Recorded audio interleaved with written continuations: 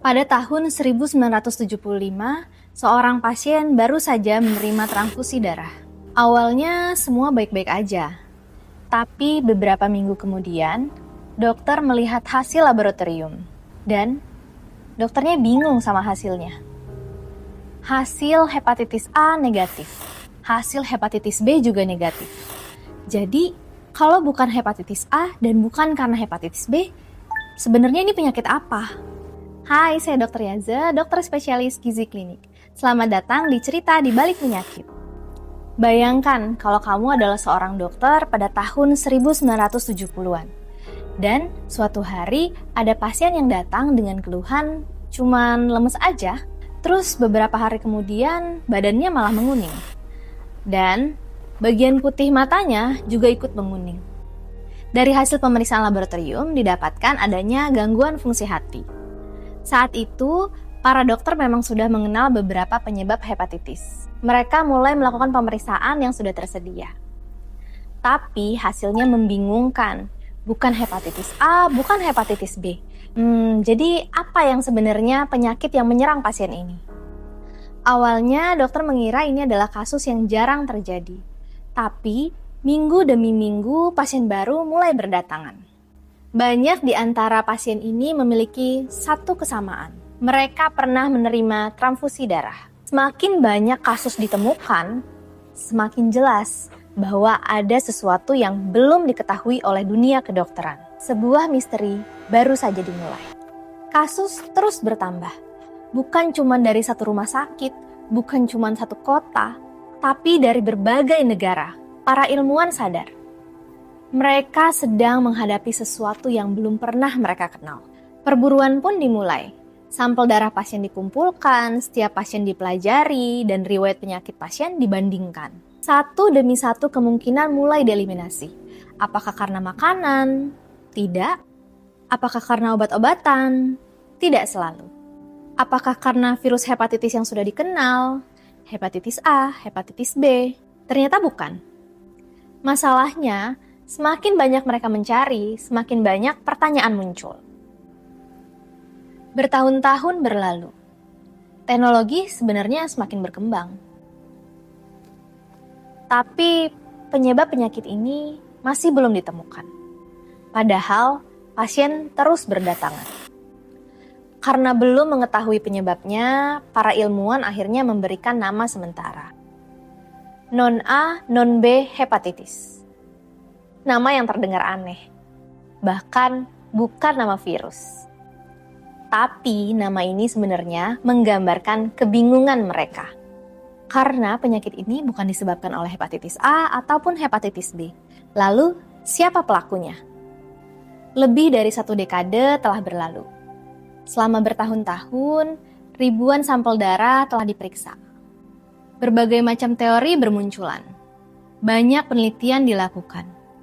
Tapi jawabannya masih belum ditemukan. Hingga akhirnya pada tahun 1989, sebuah tim ilmuwan berhasil menemukan sesuatu yang selama ini tersembunyi. Hepatitis C. Inilah virus yang selama bertahun-tahun menjadi misteri. Virus yang menyebabkan banyak hepatitis setelah transfusi darah. Virus yang sebelumnya dikenal dengan non-A, non-B hepatitis. Dan ternyata itu adalah virus hepatitis C. Untuk pertama kalinya dunia kedokteran akhirnya mengetahui siapa pelakunya. Penemuan ini bukan cuma merubah nama baru. Penemuan ini juga merubah cara pandang dunia melawan hepatitis. Setelah virus hepatitis C dapat diidentifikasi, para ilmuwan dapat mengembangkan pemeriksaan yang lebih akurat. Bank darah mulai menyaring darah donor dengan lebih baik. Resiko penularan hepatitis melalui transfusi darah pun mulai menurun drastis. Namun, ada satu kenyataan yang jauh lebih mengejutkan. Meskipun virusnya sudah ditemukan, tapi masih banyak orang yang tidak tahu bahwa dia terinfeksi.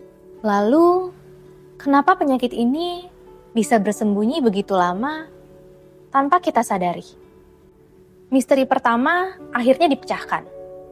Virusnya ditemukan. Para dokter jadi tahu sekarang siapa pelakunya. Tapi mereka ternyata menemukan kenyataan yang jauh lebih mengkhawatirkan. Banyak orang mengalami hepatitis kronis, tapi tidak tahu bahwa mereka terinfeksi. Mereka tetap bekerja, tetap beraktivitas, tetap menjalani kehidupan mereka seperti biasa. Tubuh terasa baik-baik aja, seolah-olah tidak ada yang terjadi. Tapi di balik semua itu, peradangan di hati bisa terus berlangsung. Awalnya, hati terlihat sehat, tapi semakin hari semakin muncul jaringan parut sedikit demi sedikit. Setiap kali tubuh melawan virus, sel di hati dapat mengalami kerusakan. Tubuh kemudian memperbaikinya. Tapi bila proses ini terjadi bertahun-tahun, jaringan parut mulai terbentuk. Dalam dunia medis, kondisi ini disebut dengan fibrosis. Dan bila semakin berat, hati akan menjadi mengecil dan penuh dengan jaringan parut. Dan itu kita sebut dengan sirosis hepatis. Lama-kelamaan hati menjadi semakin kaku. Fungsinya menurun.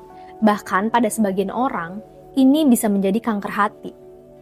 Inilah kenapa alasan hepatitis kronis sering disebut dengan silent disease.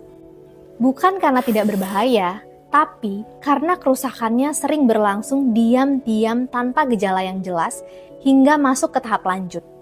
Karena itu, orang yang sudah punya faktor resiko jangan tunggu ada gejala dulu untuk melakukan pemeriksaan. Pemeriksaan dan pencegahan jauh lebih penting. Sekarang muncul pertanyaan berikutnya. Kalau virus hepatitis begitu kecil, kenapa bisa merusak organ hati yang begitu besar?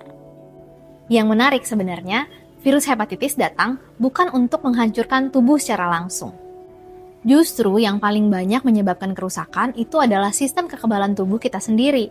Saat virus masuk ke sel-sel hati, tubuh mengenal itu adalah penyusup. Bayangkan, seperti satu rumah yang disusupi oleh penjahat. Nah, supaya penjahatnya nggak kabur, rumah itu ikutan rusak pada saat proses penangkapannya. Kurang lebih seperti itulah yang terjadi pada hati.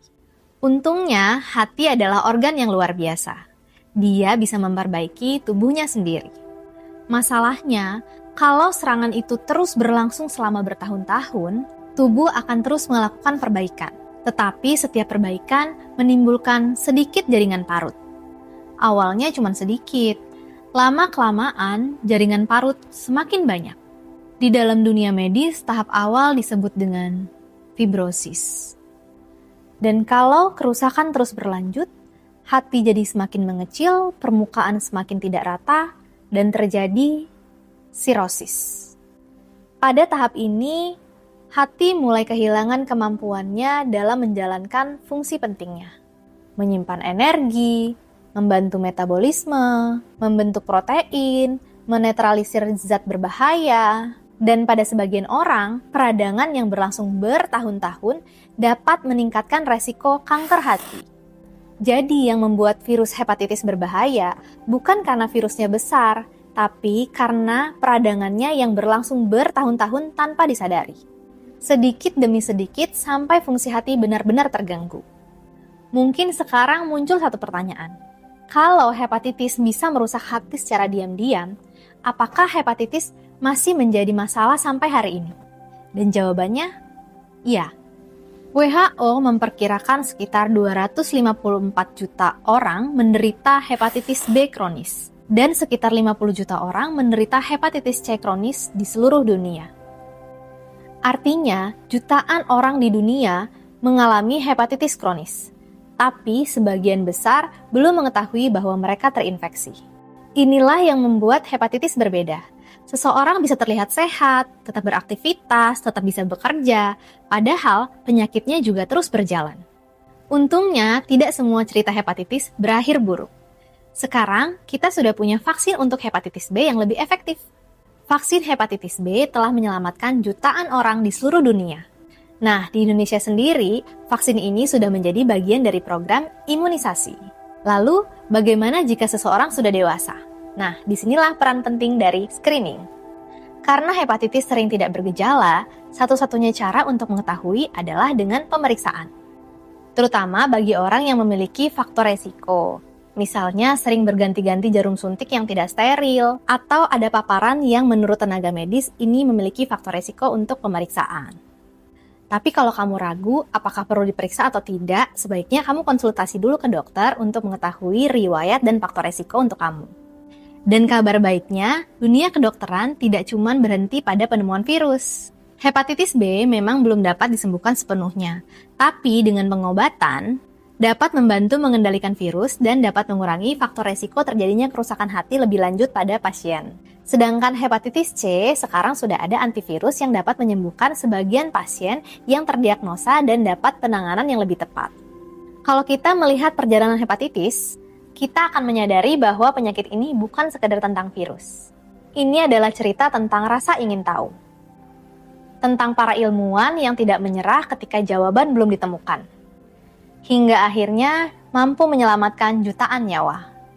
Dan dari semua perjalanan itu, ada satu perjalanan yang menurut saya paling berharga. Musuh yang paling berbahaya bukan yang paling berisik. Kadang justru yang datang tanpa suara. Karena itu, jangan menunggu tubuh memberi tanda. Lindungi diri dengan vaksin hepatitis B jika memang direkomendasikan, dan jangan ragu berkonsultasi dengan tenaga kesehatan. Semoga dengan nonton video ini, kamu bukan cuma mengenal tentang hepatitis, tapi juga memahami kenapa penyakit ini mengubah sejarah kedokteran. Karena setiap penyakit memiliki cerita, dan setiap cerita menyimpan pelajaran. Saya Dr. Yaza, dokter spesialis gizi klinik. Sampai ketemu di Laku Hati berikutnya.